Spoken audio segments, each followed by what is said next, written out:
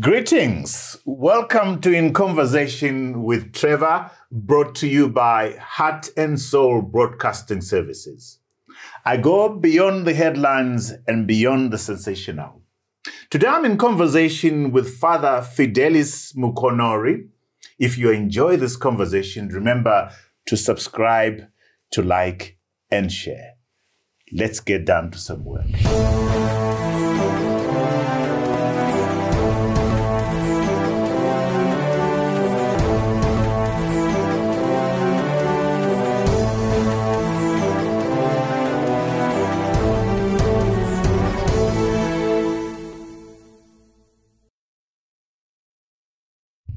Father Fidelis Mukonori, welcome to In Conversation with Trevor.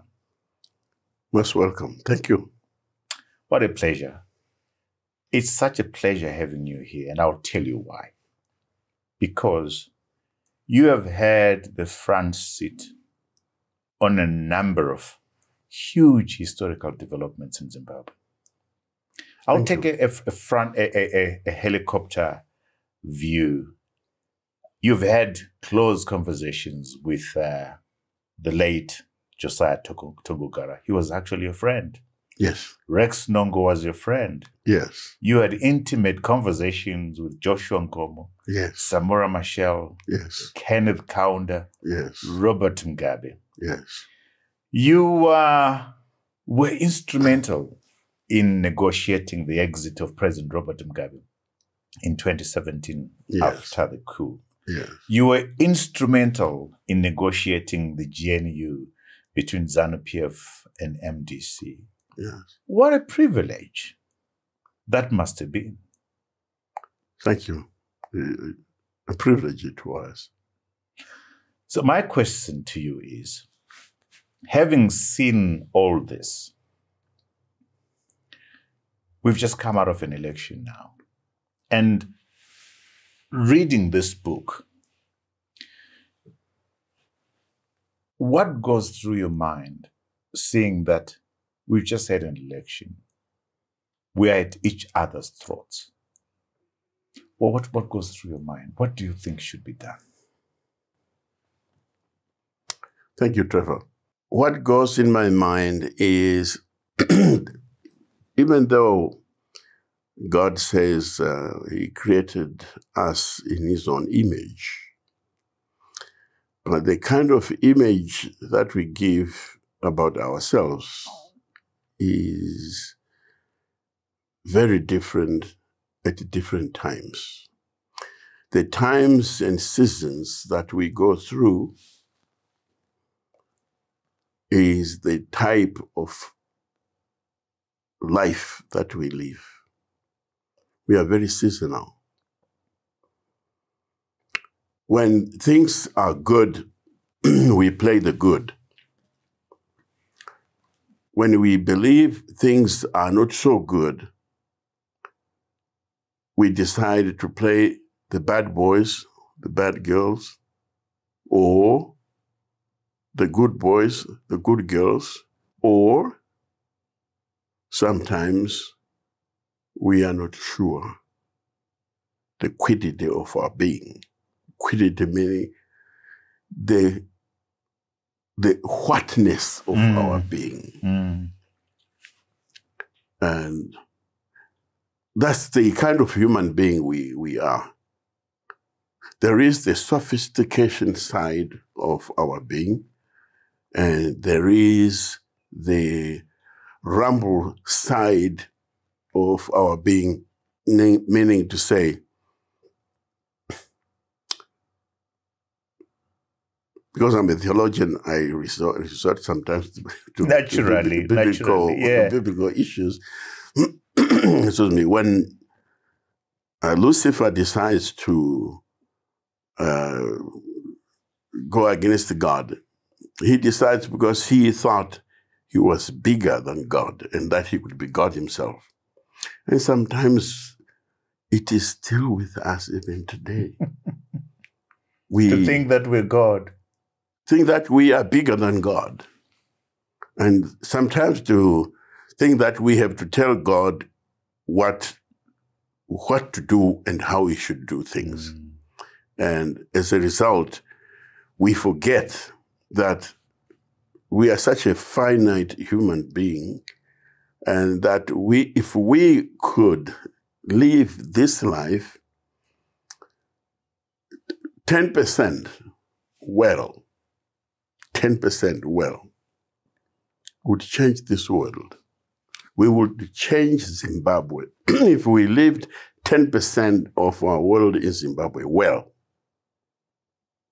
with our percentage of people in Zimbabwe today, would change this world. Why? Let me take you to the point that you say, the Lucifer. Politics does seem to bring, to turn us into Lucifers, isn't it? Many things, even going to church, can turn us into Lucifers. But politics is terrible when it comes to that, in terms of what it does with us and to each other. I believe we abuse it.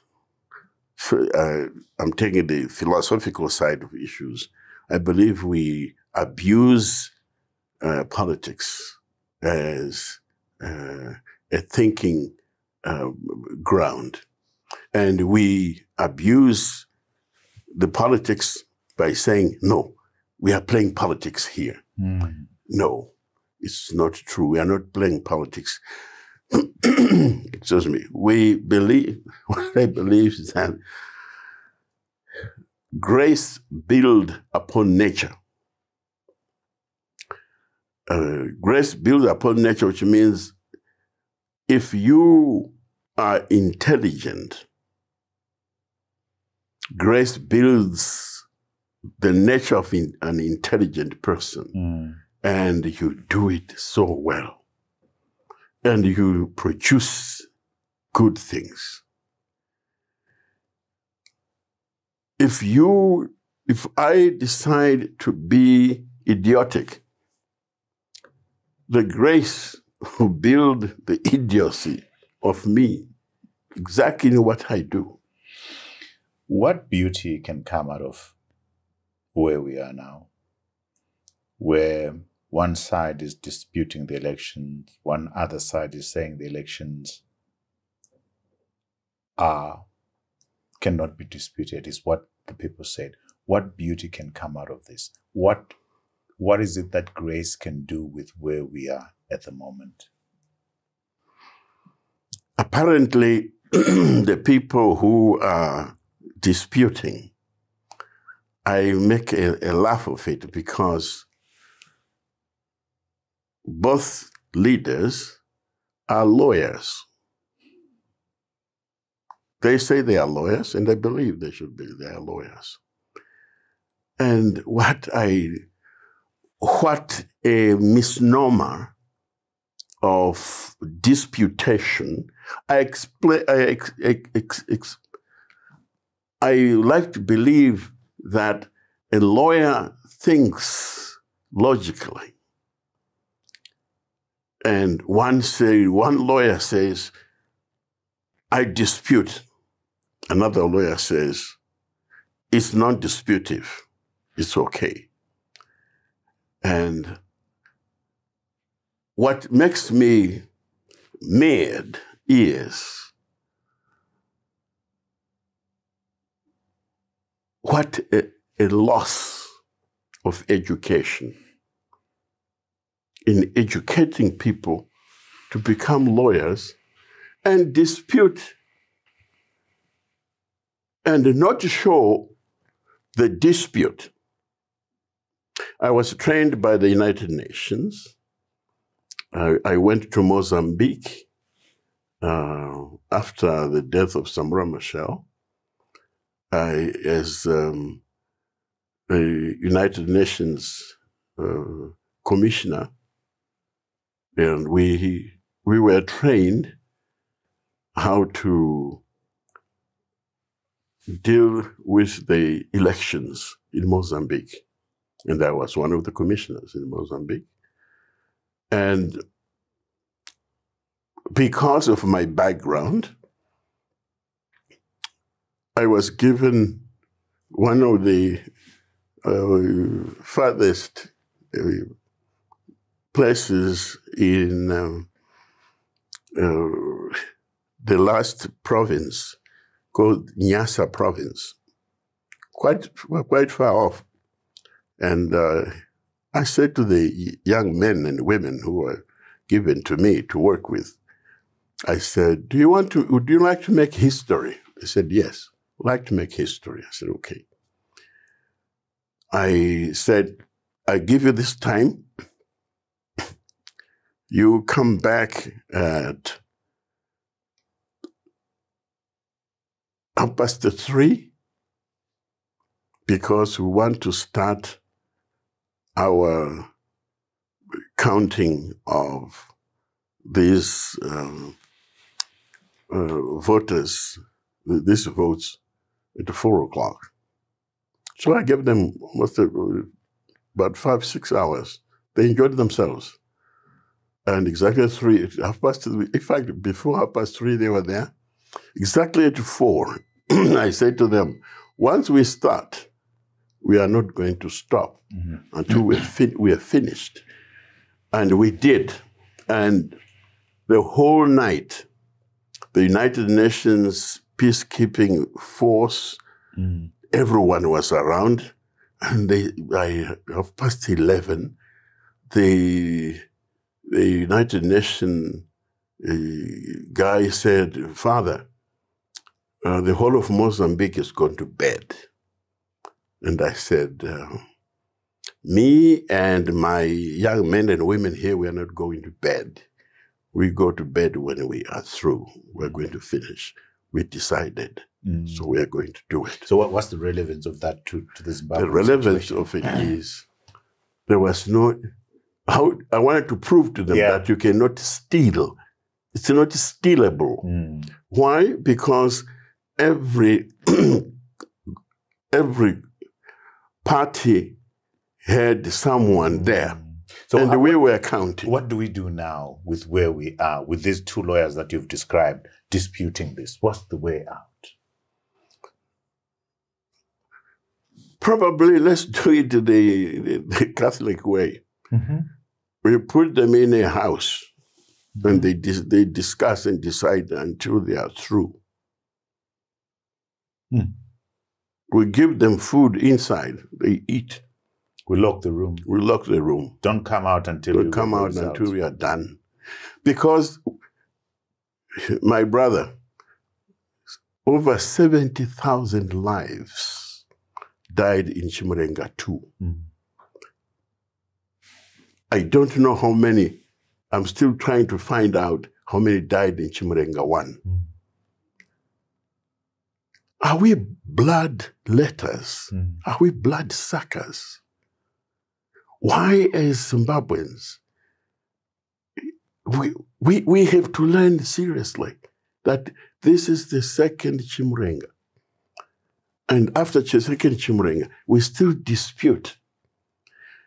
And if we are educated, as we believe in Zimbabwe, there is a lot of education which takes place. Why do we dispute if this is non-disputative? If it is disputative, why should we allow that dispute to take place?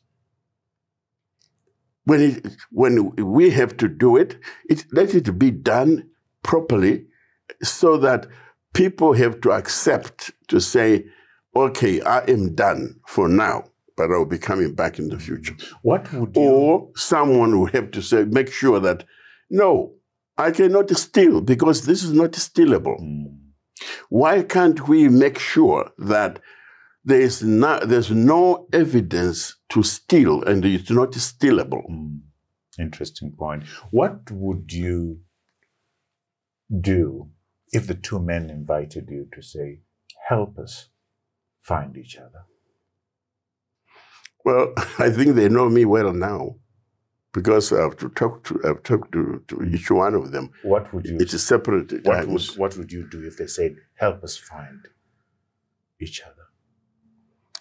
Well, I'll take them through the logic of philosophy to say Zimbabwe has lost in Chimurenga over 70,000 lives, plus the previous.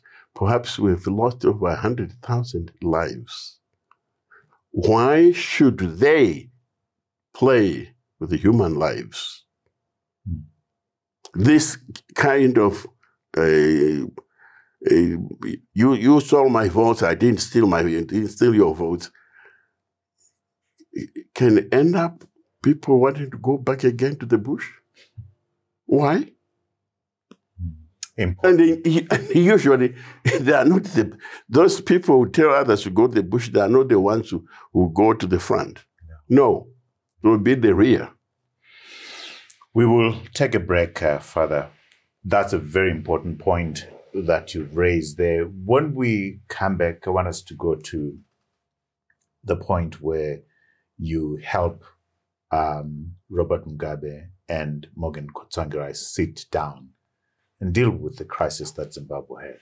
So please don't go away. When we come back, we're going to look into the role that Father Fidelis Mukonori played and see whether there are lessons for us in terms of where we are right now. What has MDC to offer? What has ZANU PF to offer?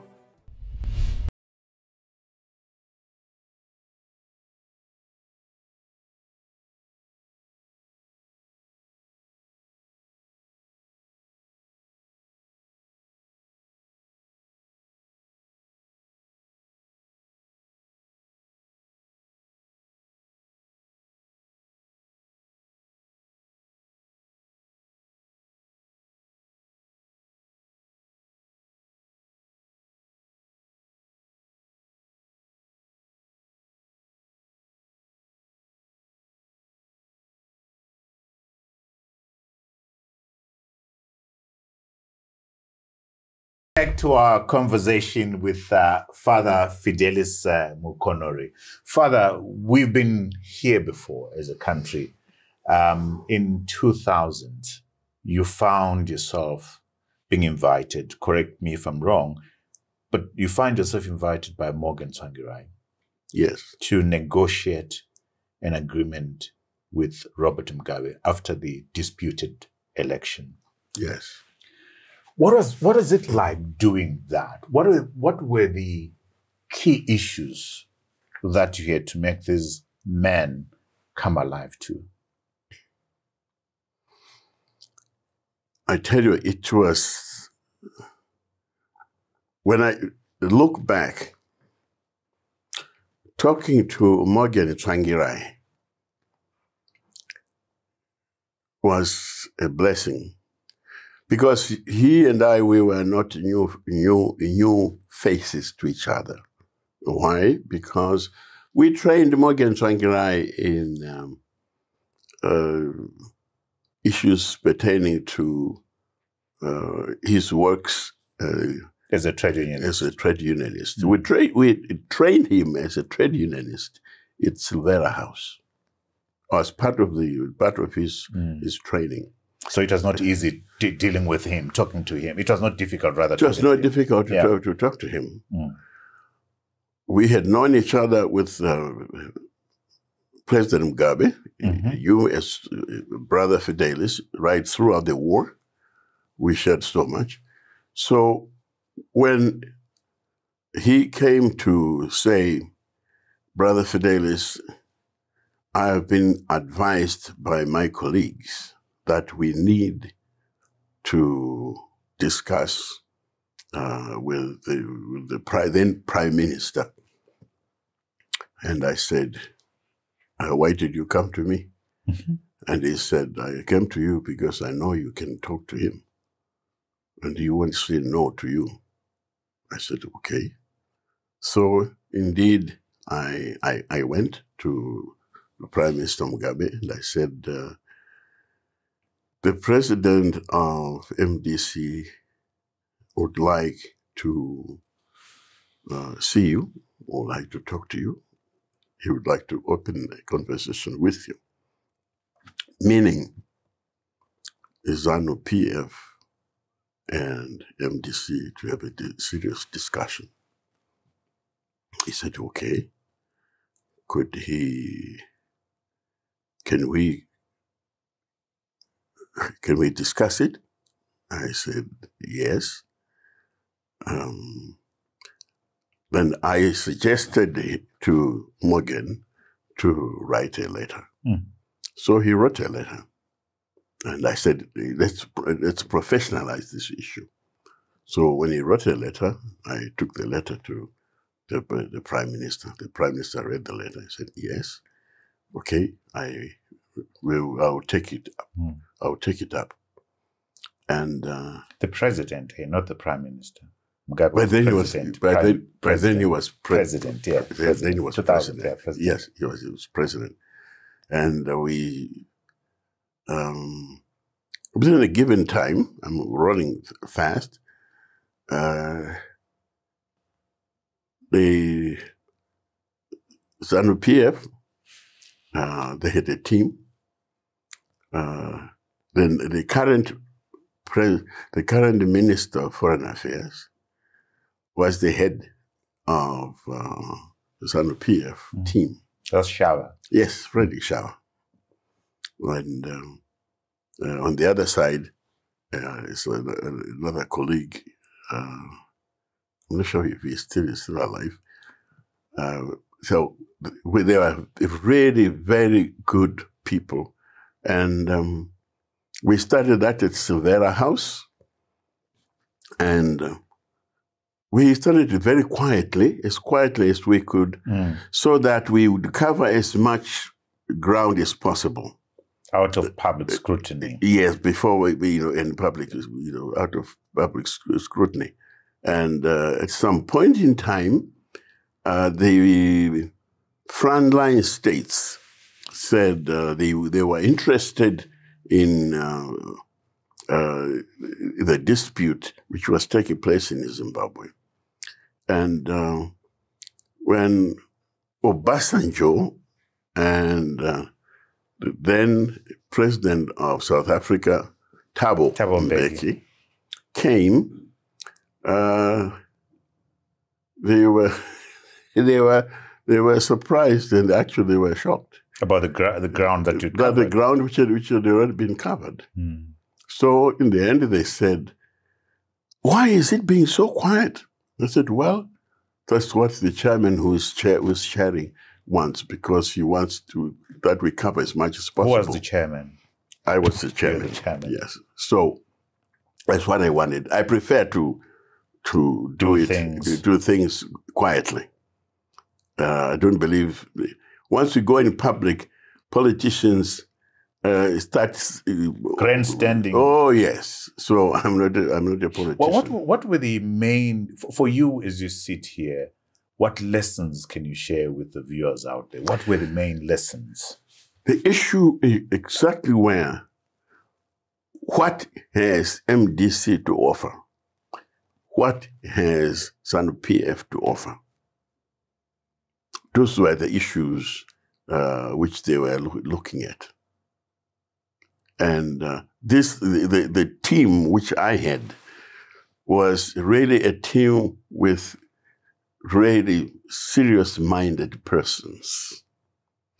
Once in a while, I think one or two persons had to move on both sides, but otherwise, most of the guys were really serious-minded people. What were the sticking issues, in your view?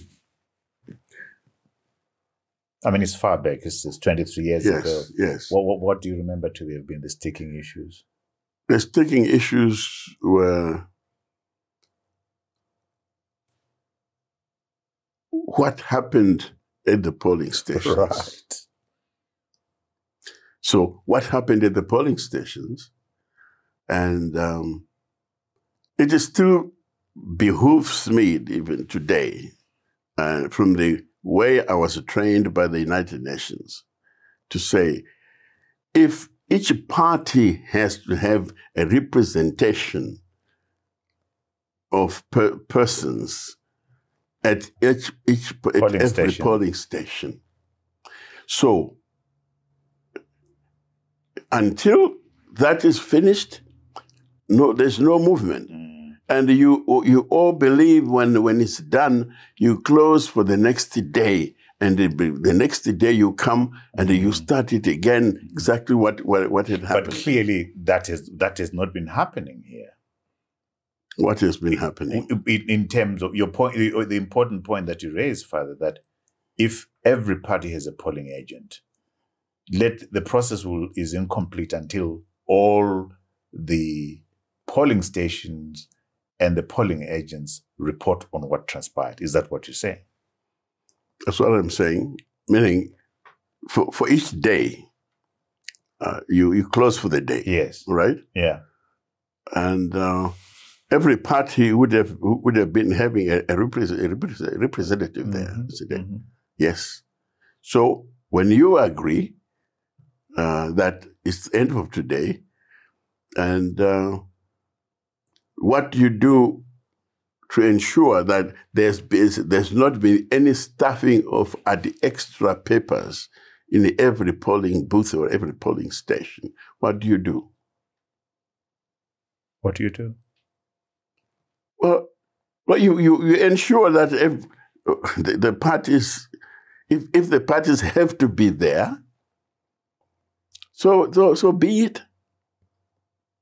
So that there's confidence on confidence on on all the sides. Yes. Well, what surprised you with the way the negotiations proceeded and were concluded, resulting in a GNU? Is there anything that surprised you? Nothing surprised me, because I kept saying to President Mugabe, you need to talk to Morgan Tsvangirai. And I always used to go to Morgan Tsvangirai to say, you need to talk to President Mugabe. And the two of you have to agree. By agreeing, it's not just the two of you, but as the parties, you have to agree. And they ended up with the GNU. When you're looking back now, the GNU, the way it ran, what are your thoughts? Are you comfortable with the way it was run? I was comfortable and not comfortable. Yes. I was comfortable the way the GNU was running. I was not comfortable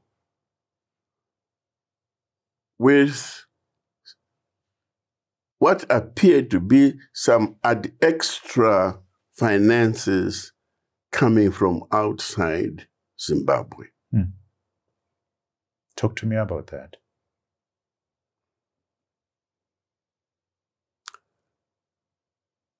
There was some money that was coming from outside Zimbabwe, which appeared to be paying an extra to the other side of the group.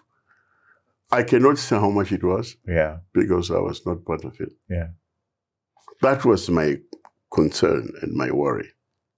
Did it distort the arrangement in any way?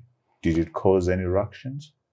It didn't cause any eruptions, but it kept a certain comfort of one side. Yes. Are you at liberty to share which side was kept comfortable? No. Okay. You leave it to us to guess. Yes. This is the book, eh? The Man in the Middle. We shall. Wow, this was a borrowed. We shall come back and discuss this book. So please don't go away. We will get into this book. And you say the mission for you for writing this book was to expose some of the painful things that were happening in the country that people didn't want to talk about. Please don't go away. When we come back, we'll be discussing the contents of this amazing book. See you on the other side. When the war was over, we started as if nothing had happened. Greetings. My name is Trevor Ncube, host of In Conversation with Trevor, Zimbabwe's most engaging conversational show. I go beyond the headlines and beyond the sensational. We've brought before your screens change makers from arts, business, and politics, and from the region. Please join our growing community of viewers. Subscribe, like, and share. Welcome back to our conversation with Father Fidelis Mukonori. Father, you did ask the question that if you were to sit with Nelson Chamisa and President Mnangagwa, you'd ask, are we that bloodthirsty? Mm. You've written three books, Father, which really go to the heart of the things that have troubled us as a nation. The first book is Peace is in My Blood. The second book is The Genesis of Violence in Zimbabwe. And then this book, which is a book that I really want to strongly recommend to viewers who are interested in understanding the war, Lancaster House negotiations, the negotiations between the relationship of Robert Mugabe and Joshua Nkomo, the struggles within the struggle within ZAPU and ZANU.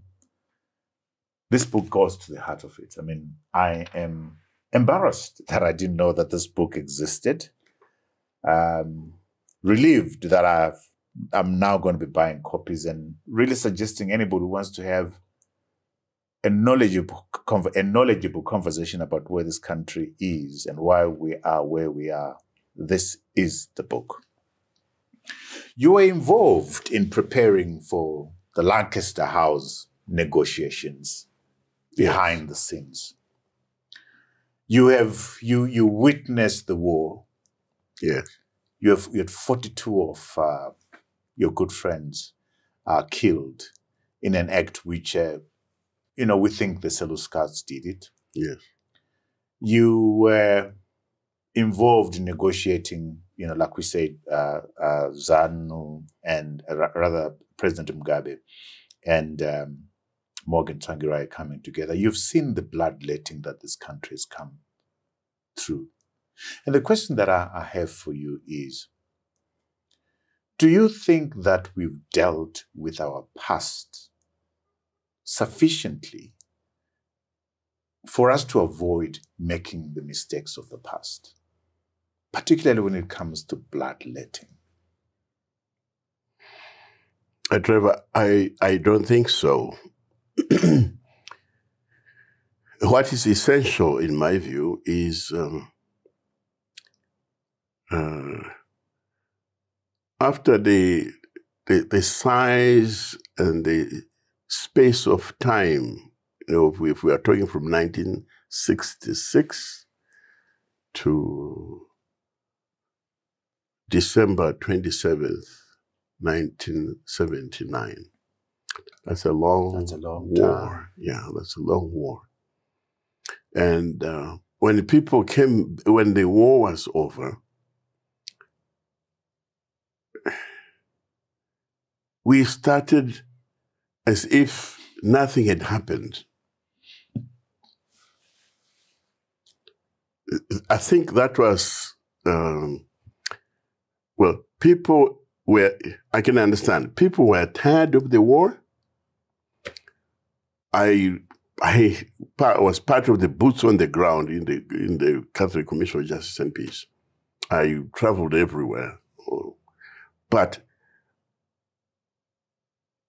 the issue of saying the war is ended made everyone say, whew. Now, it's as if let's forget the past and let's get on with our independence and get on. That is not so. People did not have the time to remember that over 70,000 lives were lost. I kept reminding PF, ZAPU, and ZANU PF that 70,000 lives were lost, because that was part of my work. it needed to say, was there a justification? Fortunately, sorry, a little rollback. 1978, Trevor, the Catholic Church, headed by Archbishop Patrick Chakaipa and Bishop Helmut Rector, I represented the Catholic Commission of Justice and Peace. We went and spent 2 weeks in Lusaka, in Zambia, negotiating with the Patriotic Front, talking to PF ZAPU and talking to ZANU PF. Mugabe, through then Minister of Foreign Affairs. Shamerera. No, Minister of Foreign Affairs in Mozambique. Oh, right. Who became the President Joaquim Chissano. I was talking to him, 1978. I was the one I was in touch with him. And they said, look, Brother Fidelis, the president of ZANU PF says there's no need for the Catholic bishops to come over to Mozambique because they are on their way there for a meeting anyway. Therefore, it is easier that I come with my team, as President Mugabe, I come with my team there, and then we discuss. And he did. He came. And there was discussion. The discussion in that issue, we want to make a point. We asked the same question to Joshua Nkomo. We asked the same question to Robert Mugabe. Why did they start the war? And they stayed. Archbishop Chakaipa, it was never our intention to start a war. As nationalists, we knew we were oppressed. But we tried to negotiate, and we were crushed. We tried to demonstrate, and we were flushed out by the regime. So we tried to do the best thing we could do, and we were never heard. So why was that point important in terms of the bloodletting we're talking about? Well, in the end, they said, because we were being crushed with the weapons of war, to fight. So we decided to go to war. So how do we make things right after the war? You rightly say, after the war, people were excited, the war is over and so forth. Let's get on as if nothing has happened rather. What should have been done? What should have been done was to sit down and go through the exercise of saying, people of Zimbabwe, this is what happened, why we had to go to war. Make an exercise of intelligence so that people can say, we were counting the Catholic Commission of Justice and Peace from 5 people a day, 10 people a day, 1,000 people a day to 1,200 lives a day. That was serious. So all these people who were dying, why were they dying? Because the war was once the wheels of the war begin to turn, it's very difficult to stop it. So it needed people to say, let's take the stock. Say, let us say, never again should we ever go back to this kind of an issue.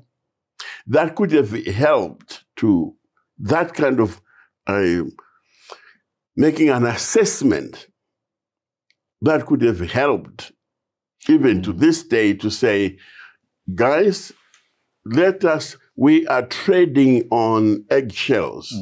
We don't want to go back to war. Or we may not go back to war, but we will continue to make people suffer.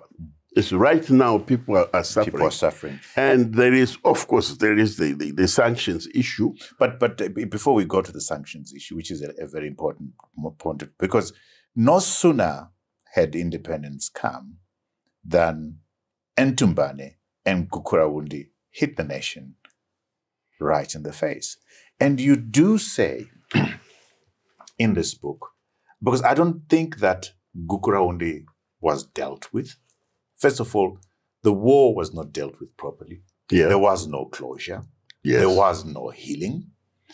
And soon after that, there's Gukurawundi. And I like what you say about Gukurawundi here. You say, where is this? I'm going to that page. You say, the mystery surrounding Gukurawundi and the massacres themselves will be a dark mark on our history forever. For true reconciliation, healing, and integration to occur, the truth must come out. Otherwise, we are doomed to repeat the same mistake again and again. There's an expression in Shona which always comes to mind when I reflect on these tragedies. Where bulls fight, it is the grass that suffers. The grass is suffering right now. The Gukurawundi tragedy has not been revisited. We haven't learned the lessons. The war tragedy of 70,000 dead has not been revisited to say, never again will this happen. And I want to say to you, Father, that the tools, the art of the war, the tools, the art of Gukurawundi, and even the people who are responsible for Gukurawundi and part of the massacres during the war are alive and walking and are repeating those mistakes. What do we do?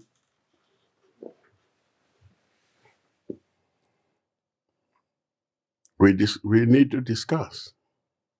The difference between animal beings and human beings is that human beings, we can sit and we can discuss. That lack of sitting and discussing is what is the cause and causality of where we are today. Why can't we sit down and discuss? Well, our president is a lawyer.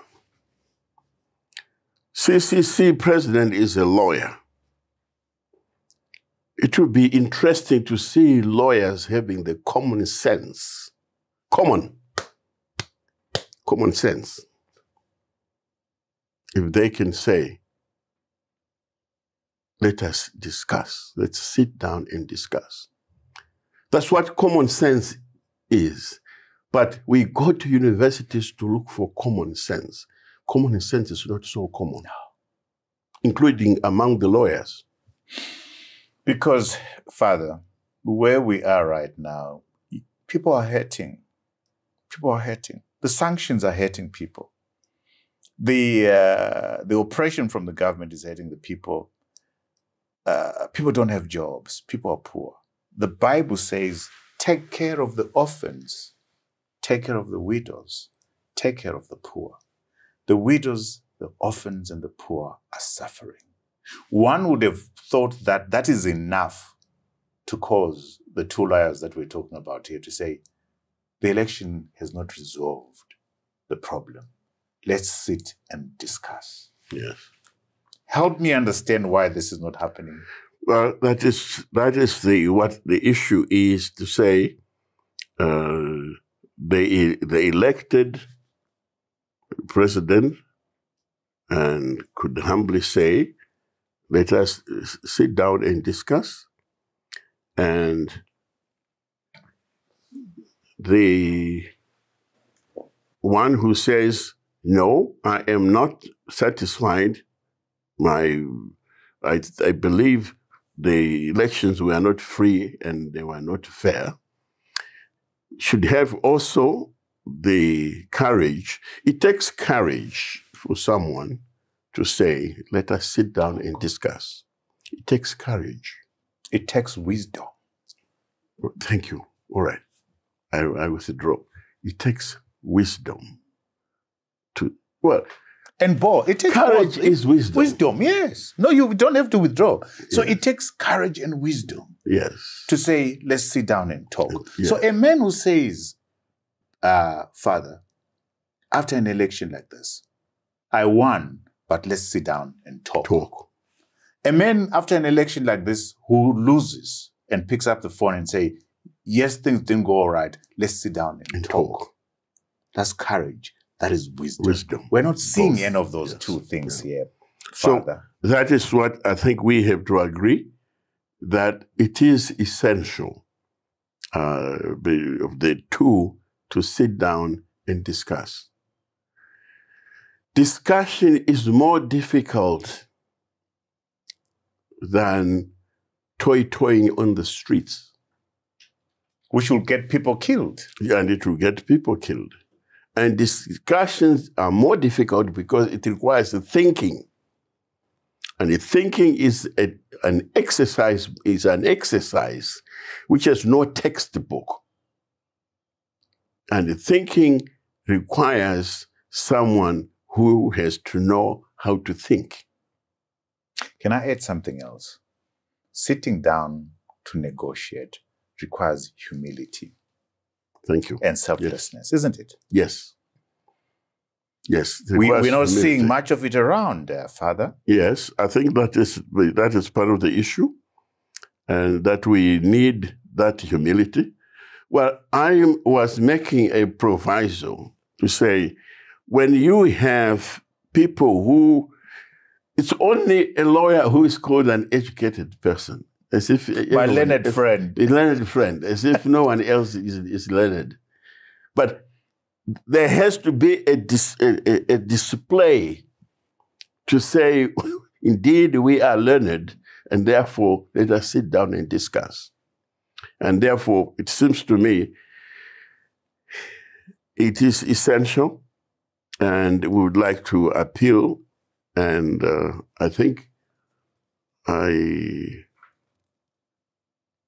believe it is necessary.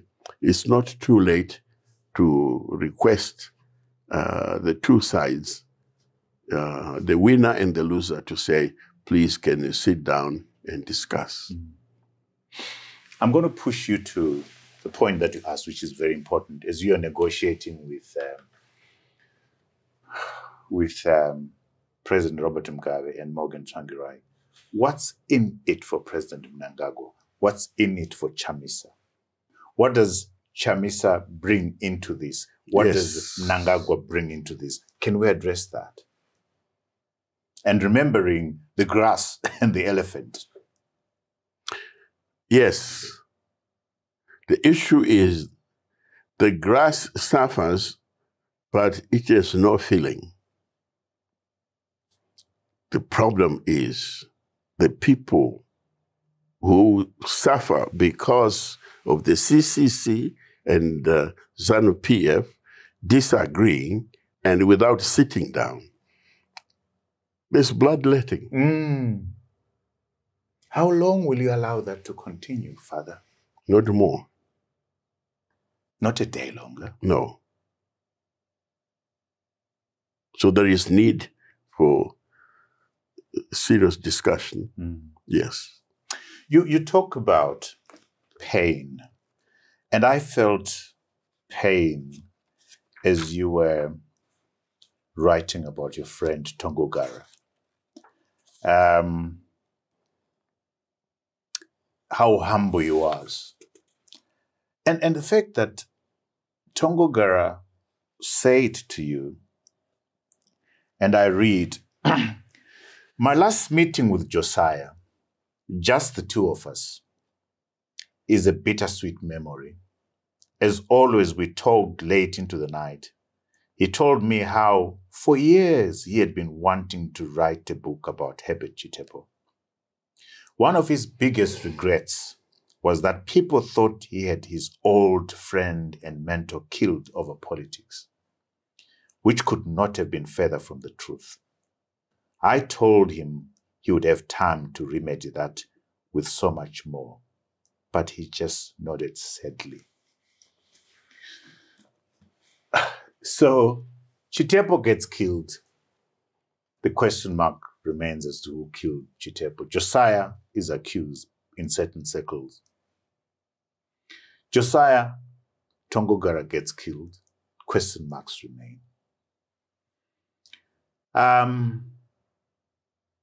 General Mujuru gets killed. Question marks remain.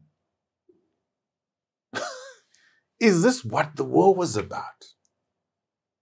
Is it what liberation was about? That some of us, after independence, will be killed and we won't know who did it.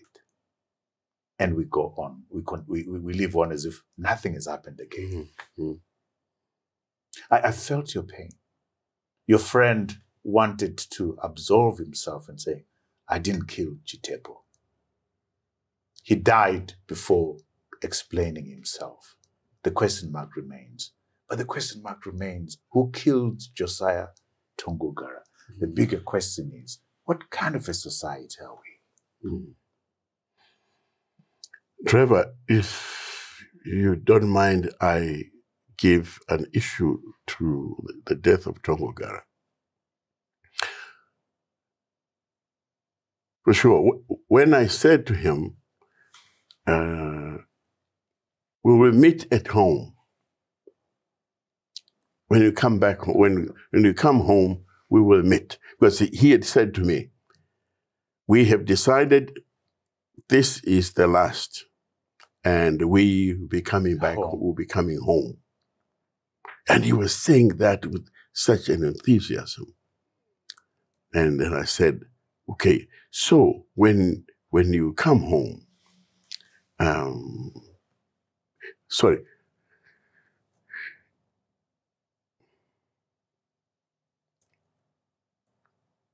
February 24th, 1979, at 12 o'clock midnight, I said to him in Maputo, when are we coming home? And he closed his eyes and he said, the end of the year, the war is coming to an end, we'll be coming home. That was 79, February 79, at 12 o'clock, the 12th of February 1979. We'll be coming home. Meaning, end of the war, the end of the year, the war is coming to an end. And indeed, Lancaster House became the last. But when I asked him at Lancaster House, are we going to, so we shall meet at home? He never answered. He never answered you. So when I heard that Josiah Tongogara had been killed, I went to the Lord Soames and I said, Commissioner, the death of this man, we might linger for a long time. Please, can you assist us in any way?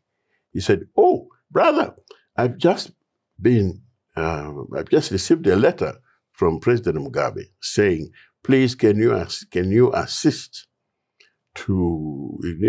me to embalm the body of Josiah Tongogara, because I would like people to see his body. And his body was embalmed by the British government. And everybody saw Tongogara's body. And he was the first man to lie at the National Heroes Acre. But when I said to him, when you come home, he didn't respond. He didn't respond.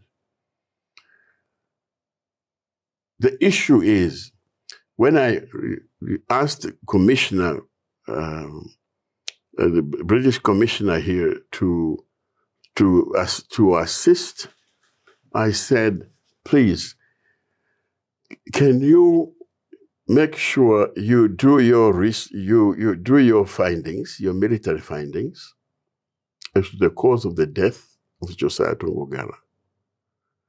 Get other people to do the same. Beside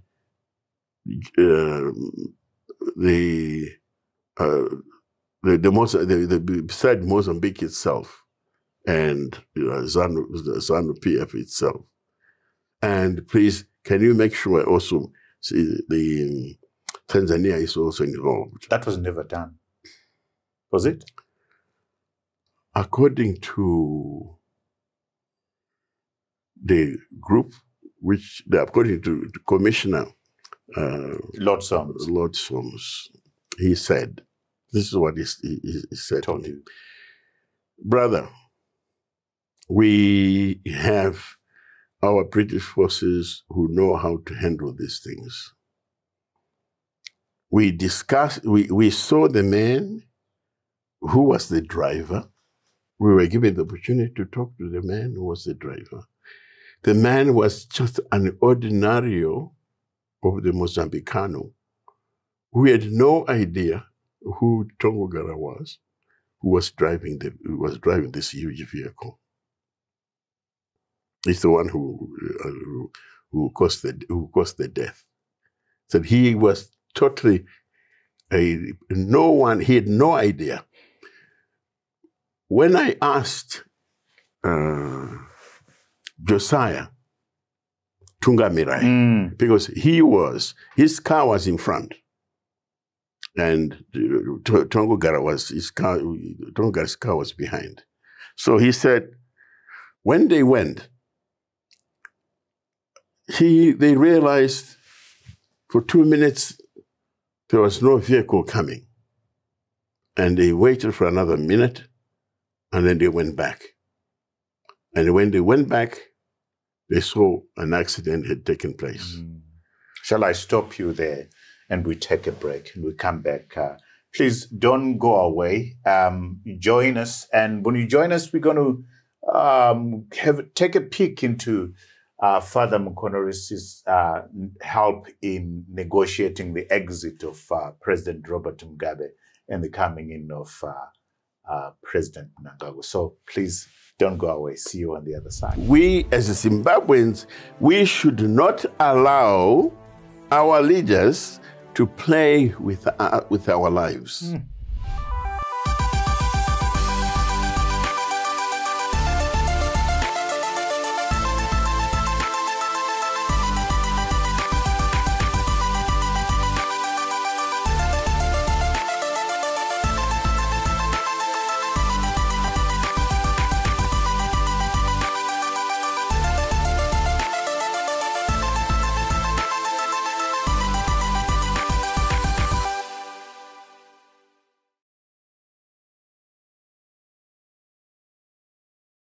Welcome back to our conversation with Father Fidelis Mukonori. Father, I can't stop thanking you for this book, but kicking myself for not knowing that this book exists. And I'll really, recommend anybody out there who really wants to understand a big part of our history around the Lancaster House, the war, Gukura Wundi, and all that kind of stuff. Father Mukonori was right there, boots on the ground at Lancaster House, spoke to Robert Mugabe, spoke to Joshua Nkomo, Josiah Tongogara. It's all in here. Father, let me take you to what you say about Reverend Ndabaningi Sithole. You say, I later learned that the good Reverend Sithole had in his entourage some very dangerous men, former assassins who did his dirty work. Having met them personally, I heard their story. This is a certainty and not conjecture. They are still alive, and I will not put their names in this book. And you did not put their names in this book. And I raise this issue, Father, to say we should never put our trust in men. Men will always disappoint you. And these men that you write about here, they are men made of flesh and blood, with a lot of weaknesses. We should never worship men, but put our trust in God. And Father, I see people worshipping politicians in ZANU PF. I see people worshipping politicians in CCC. Never worship a man. Worship God. And I want to say to you, Father, and push back as much as you want, that the result of June 2023, there's no panic in heaven. God knows exactly what's happened. What is happening is either God's perfect will or God's permissive will. God's will be done, but our trust ought to be in Him, not in man. Do you want to push back? Yes, I would like to pull it. The reason is because we were created in God's image. In God's image, but we are not God. Yeah. We're copies. We are copies. So copies make mistakes. Copies can be, we don't want to be Lucifers, but actually we can be close to Lucifers if we are not careful. And we will not be condemned by God. We have not been condemned by God as humans. But we will end up condemning each other and condemning ourselves. And that is to say, human leadership is human leadership. And we have to take it that with a pinch of salt. That is to say, we believe in human understanding, but we have to realize that the human frailty and fickleness is always abound.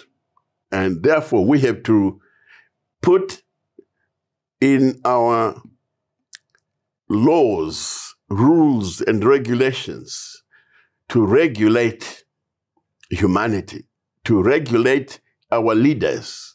If we do not regulate our leaders, they will derail us, as which is the possible case. Right now in Zimbabwe, it will be a continuum, a song of my votes were stolen. Oh no, this was not the best way to do it. But guess what? In Europe, in America, they do not invite us. They never invite Africans to say, come and attend so that you can see what we do. Observe our elections. To observe our elections so that you can learn how we do it. We take it that in America, everything is a speak and span. It's not true. It's not true even in Europe either. But the fickleness of humanity, especially in Zimbabwe now, we have to realize that Zimbabwe has everything we need to have a good country and a successful country. But where we are right now, we are making a mess of it. And we, as Zimbabweans, we should not allow our leaders to play with our lives. Because they still go home and sleep. And do they care that there are people who are failing to send their children to school, others who are going to bed hungry? Do they care? If they did, this fickleness would not take place. Absolutely. There's no need for ZANU PF to steal voters. Because if they do a good job, they will be voted into power. There's no need for CCC to continue to say it has been stolen. Where are they when things are being stolen? If it is a question to be asked, where are they? Now, if there is an absence of them where things are expected to be stolen, that issue should be put right. We cannot continue as a nation, an educated nation in this case, that we continue to have, this is stolen. This is improper. We are. No. It's fascinating that you say that, because we claim to be very educated, and yet there isn't a country in the region that's going through the mess that we're going through right now. No. I mean, Mozambique has got their own problems, but almost every election of ours gets to this point. Yes. But the point that you raise, Father, that I think is I want to highlight is constitutions and laws. Yes. Without those, man's frailty and fickleness abounds, isn't it? It is. And I would like to repeat that the way I was trained by the United Nations in South Africa in preparation for carrying out the elections in Mozambique, there's no way one can steal. There's no way one can make any nonsense. No. Either you are a liar to say your papers have been stolen, or someone is lying to say, oh yeah, we can also steal. Because sometimes people can say the truth by mistake. Yeah. I hope we are not mistaken. And we don't want to be mistaken in Zimbabwe. And mistaken, the price to pay is the lives of the people that remain poor, no jobs. And God forbid, do not call innocent people to the streets. Yes. To protect your personal interests. Yeah. Yeah. That's what people will end up if they are given a few buns and a couple of US dollars. They'll be quite happy to go toy-toying. But like you said, when the wheels of war starts rolling, shall we not get there? No. Father, I can't let you go without taking you to a sensitive space, but nonetheless a space that very few people witnessed, which is persuading President Robert Mugabe that it was time to go. I know you can't share everything, but could you give us a sense of what that was all about and what it means for the country? Yes, Trevor. I was requested by the Commander-in-Chief, and I was requested by the commanders themselves to be the bridge between the Commander-in-Chief and the commanders. And that's what I did. Mm. And this was a statecraft issue. Mm.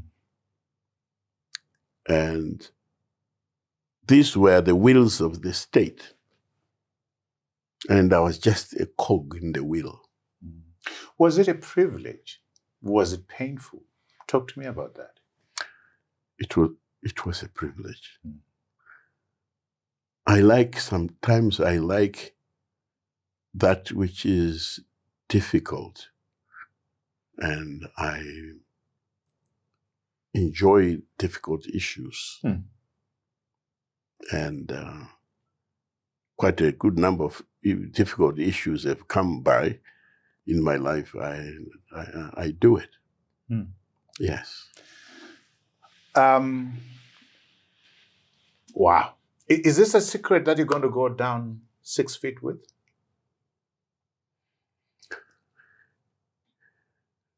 The state has the right to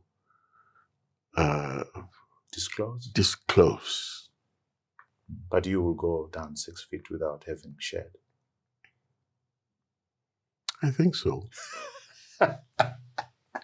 One beauty that you share here, which just blew my mind is your conversation with Joshua Nkomo, which you bring in to explain as part of the background to Kukura-Wundi. It shows the beauty of this book, because you are not writing and saying, and he said, I wasn't there and I heard. You said he called you at Lancaster House. Yes. And he said, Father Fidelis Mukonori, am I going Brother to Fidelis. Brother Fidelis says, Brother Fidelis Mukonori, am I going to win the elections in 1980? And you said to him, do you have a map? That's right. And Sulundiga was next door. Yes. And Sulundiga brought the map. Yes. And you said to him, Brother Joshua Nkomo, this is the map. This is where Zipra is. This is where Zanla is. You are not going to win. No, I didn't say I'm not going to win. What did you say? I said, here's the map of Zimbabwe to be. This is where Zipra is covering. This is where Zambia is covering.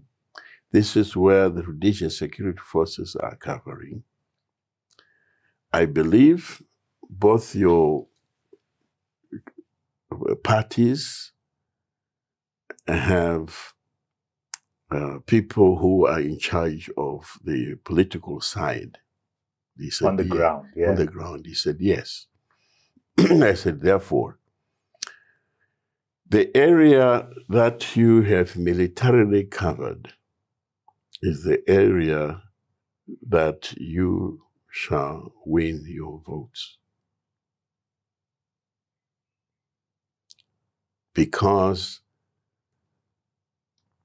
those people will be told, this is what we have been fighting for. Please vote for our party. And he knew how much Zipra forces had covered and how much Zipra forces had not covered. And he kept quiet. No.